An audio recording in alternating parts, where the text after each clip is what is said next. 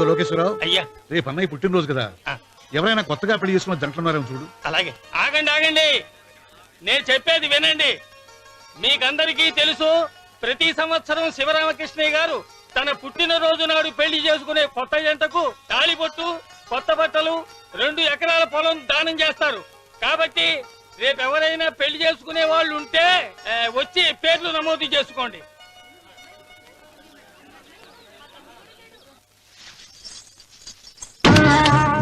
పర్వాలేదులే, భగవంతుడు చల్లగా చూసుంటే శోభనం గదిలో నీ కొంగుముడి విప్పాల్సిన వాణ్ణి.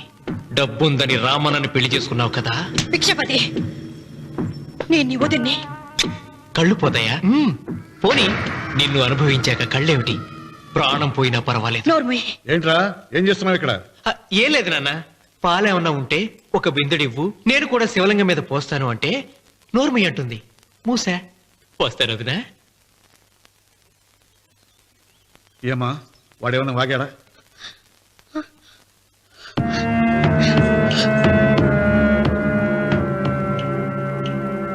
భిక్షపతి, అవును, అసహ్యంగా చండాలంగా వాగాను. చంపుతావా? చంపు. మీ తాత ముత్తాతలు జంతువులు చంపితే నువ్వు నన్ను చంపు. చంపి నా తల కూడా గుమ్మానికి వేలాడగట్టు. ఇదిగో, పుట్టినప్పటి నుంచి సీత నా భార్య అనుకున్నాను, ఆరాధించాను. నేను తాగుబోతుని, తిరుగుబోతుని, లపుట్టు వేదవునని చెప్పి ఆ సీతకు రామన్న చౌదరి గారికి దగ్గరుండి పెళ్లి జరిపించావు కదా. వాళ్ళ కాపురం కూల్చే వరకు నాకు మనశ్శాంతి ఉండదు. సీతని కట్టబెడితే పీటల మీద విషయం నాకు చచ్చిపోతుందని బంగారు లాంటి రామునికిచ్చి పెళ్లి చేయించారా? వెంటనే నీ పద్ధతి మార్చుకోకపోతే నువ్వు తినే అన్నంలో విషం కలిపి తప్పేస్తాను వెధవా. వద్దు నాన్న, వద్దు. ఈ చెప్పు దెబ్బ ఎప్పుడో కొట్టుంటే బాగుపడి ఉండేవాడిని. నాన్న, నీ మీదొట్టు, ఇంకెప్పుడు తప్పు చెయ్యను నాన్న, తప్పు చెయ్యను. నన్ను క్షమించు నాన్న. ఏర్పాట్లన్నీ పూర్తయ్యాయా? అది ఏమైంది లోకేశ్వరరావు? 50 జంటలు నమోదు చేయించుకున్నారండి. అందులో 30 జంటలకి దానం చేయడానికి మాత్రమే మన దగ్గర భూమి మిగిలి ఉంది.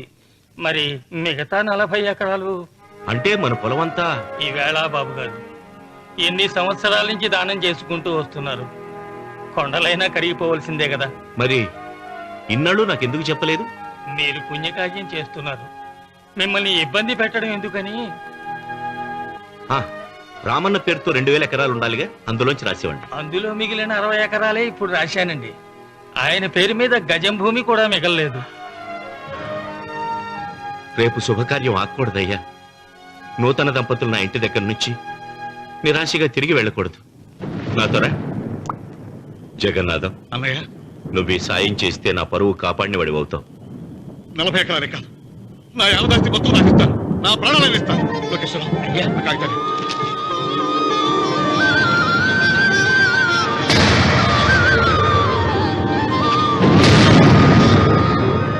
మీ కుటుంబం 10 కాళ్ళ పాటు చల్లగా ఉండాలయ్యా.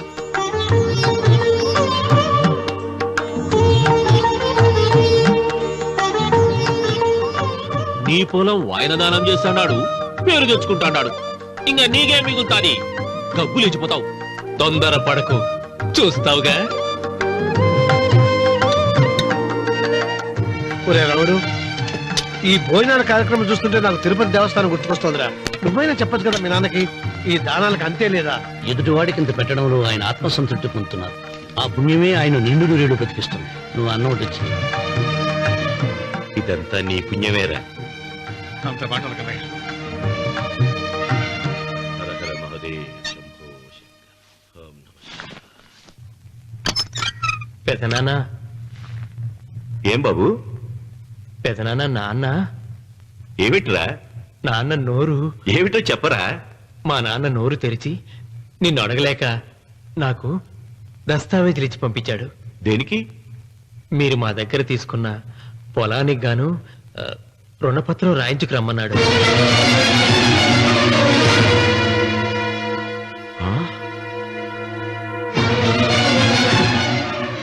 నా తమ్ముడు రుణపత్రం అడిగాడా? అయ్యో, సంతకం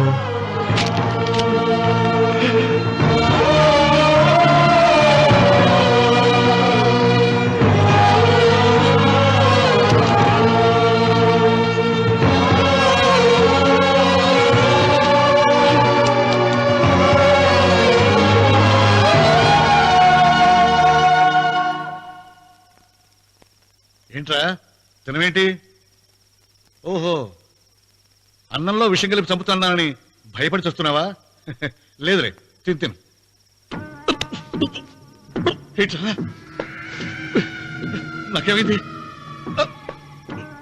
నువ్వు అన్నంలో విషం కలిపి నన్ను చంపుతానన్నావు కదా, ఆ పాపం నీకెందుకు అంటగట్టాలి అని నేనే నా అన్నంలో విషం కలుపుకున్నాను నాన్న. పొరపాటుగా పళ్ళాలు మారాయి. నాన్న ఎలాగో చచ్చిపోతున్నావు కదా, నీకు రహస్యం చెప్పనా? ఇంతకు ముందే మీ అన్నయ్య చేత దొంగ దస్తావేజీల మీద సంతకం పెట్టించుకున్నా. వాళ్ళని వీధిలోకి తీసుకొస్తా.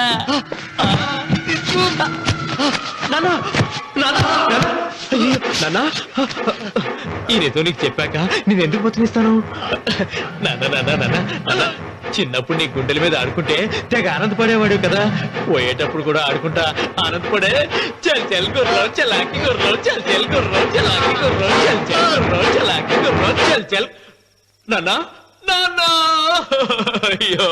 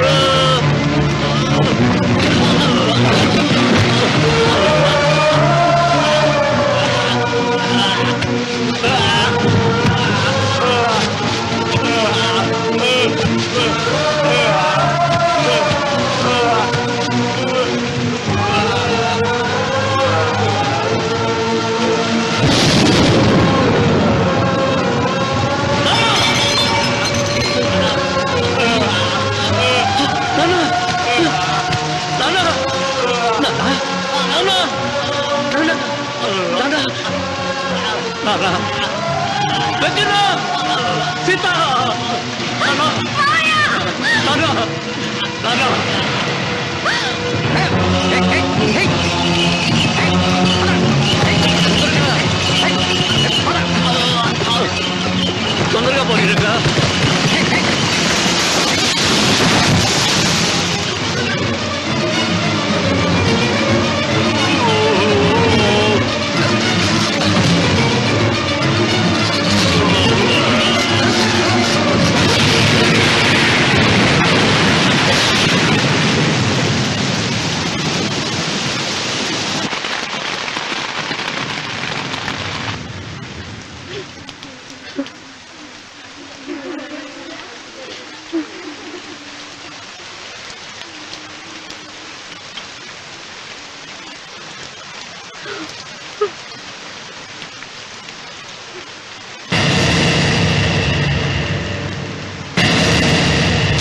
అందరికీ నమస్కారం.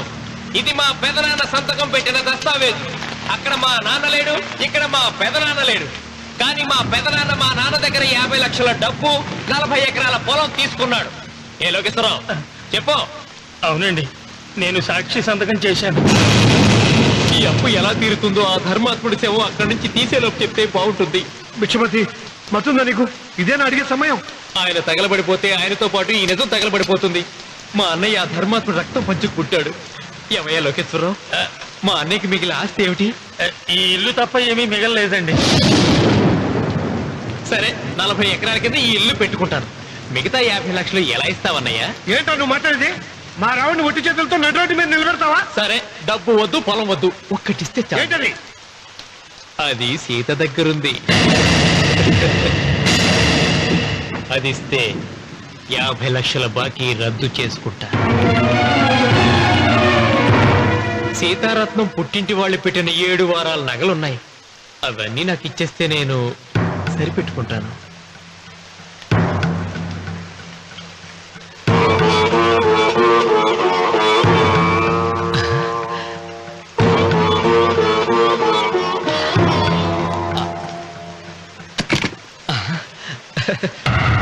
అదేమిటి, నీ మెళ్ళ ఉన్న మంగళసూత్రం బంగారం కదా, అది కూడా తీసిపెట్టు. అన్నయ్య తీసేమని చెప్పు. రేయ్, నువ్వు కట్టాల్సిన మా రావుడు కట్టాలని ఖచ్చితంగా కదా ఈ పని చేస్తున్నావు. తప్పు మాట్లాడుతున్నావు శాస్త్రి. నాకు ఆ తాళి అక్కర్లేదు, ఆ 50 లక్షలు కట్టమను. మీకందరికీ చేతులెత్తి మొక్కుతున్నారు. ఒక ఐదు ఇళ్ళ ఐదోతనాన్ని కాపాడండి. మీకోసం తన సర్వస్వాన్ని మీకు దానం చేసి కొడుకును ఒట్టి చేతులతో నిలబెట్టారు మా శివరామకృష్ణ గారు. మీరందరూ ఇంటి మూలంగా లాభం పొందిన వారే. ఆ ఇల్లాను మంగళసూత్రం తీయకుండా కాపాడండి. దయచేసి మీకు కొంచెం సహాయం చేయండి. భక్తులు, నీకేమైనా సిగ్గుండదా? కడుపుకు అన్నం తింటాడావా, గడ్డి తింటాడావా? దానం ఇచ్చినట్టుని తిరిగి పీక్కుంటావా? నీ అమ్మాల కలుగాల పెట్ట. ఊరికే ఇచ్చాడా? పుణ్యం కోసం ఇచ్చాడు. సత్యాక తిరిగి ఇవ్వమంటే ఎలాగండి? ఎవడు దానం చేయమన్నాడండి? ఒళ్ళు కొవ్వెక్కి దానం చేశాడు. అన్నం పెట్టి తిన్నది కక్కమంటే ఎలాగండి? సొమ్ము తమ్ముడిది సోకేవా అన్నగారు అనుభవించారన్నమాట. ఏమిగా నిలబడి చూస్తాడారు సిగ్గు లేకుండా? ఈయనే ఉంటే మన గుండె అని విక్కుంటారు. మనం వచ్చే పట్టుకొని అడుగు తినాలి. ఏం చూస్తాడే?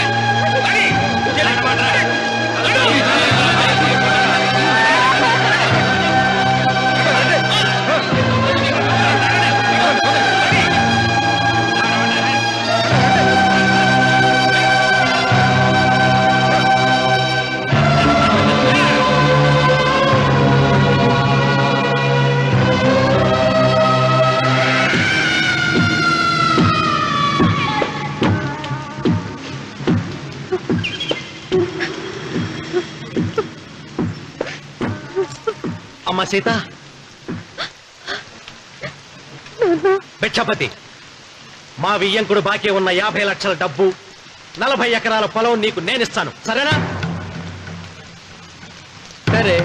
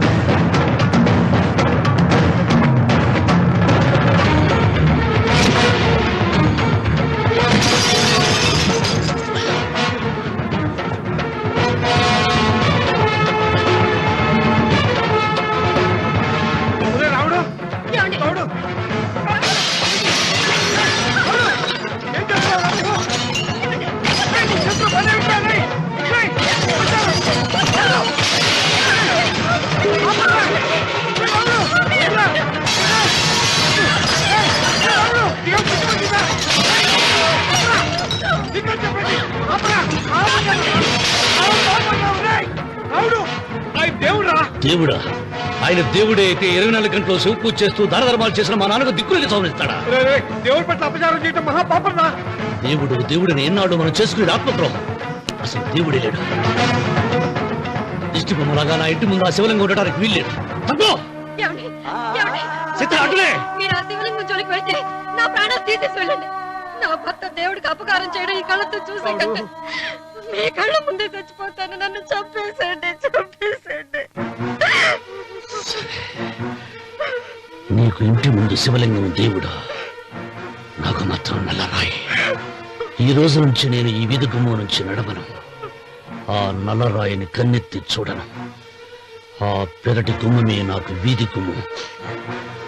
ఇది అంగీకరిస్తుంది. నువ్వు నమ్ముతున్న దిష్టి బొమ్మ కోసం కాదా, నీ కోసం. లక్ష్మి వచ్చింది. ఇంకా సీతారాముడు. భిక్షపతి గారు తీసుకున్నది 40 ఎకరాలని, మిగతాదంతా కుట్ర అని, ఆ కుట్రలో నాకు భాగస్వామ్యం ఉందని రామన్న గారికి తెలిస్తే నన్ను చంపేస్తారండి. డబ్బు చూసేసరికి ఆశ పుట్టిందా? ఇదిగో ఈ సంగతి ఎవరికైనా చెప్పావో కోసేస్తా. భిక్షపతి, నువ్వు నాశనం అయిపోతావురా, నాశనం అయిపోతావు.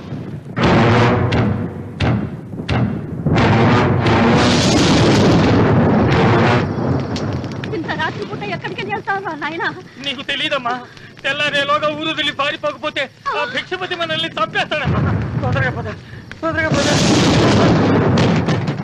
ఊరుదిలి పారిపోతున్నావా లోకేశ్వరరావు?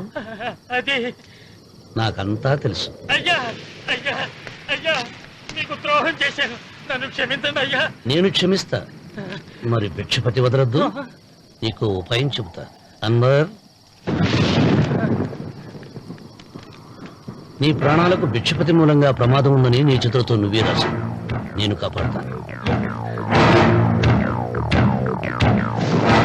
దాన్ని జాగ్రత్తగా మడిచి నీ జేబులో పెట్టుకో. అర్థం కాలేదా? నీ ప్రాణాలను నా చేతుల్లో పెట్టావుగా. మీ అమ్మను జాగ్రత్తగా ఇంటికి తీసుకుని వెళ్ళు. వెళ్ళు. వస్తాం బాబు. పదమ్మా, పద.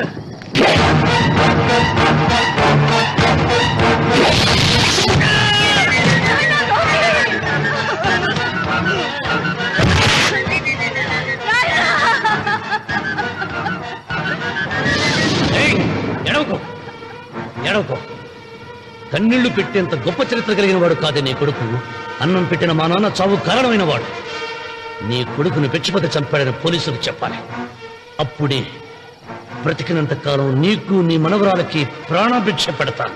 లేకపోతే అన్వర్, అయ్యా, వీడి శవాన్ని తీసుకెళ్లి భిక్షపతి ఇంటి ముందు పడే. రావుడు, నువ్వు శ్రీరామచంద్రుడు లాంటి వాడిరా. ఇలాంటి హత్యలు చే. మా నాన్న పెట్టిన పేరు రామన్న, కానీ ఈ రోజు నుంచి నా పేరు రావణ. ఆయన మూలంగా దానాలు పొంది, భూదానాలు పొంది, అన్నదానాలు పొంది ఆయన కన్ను మూసిన రోజు కన్నీటి విట్కూరు చెప్పలేకపోయిన ప్రతి వాడి బ్రతుకు కన్నీటి పాలు చేస్తా. అవసరం సృష్టికి తల్లి, అనుభవం తెలివికి తండ్రి.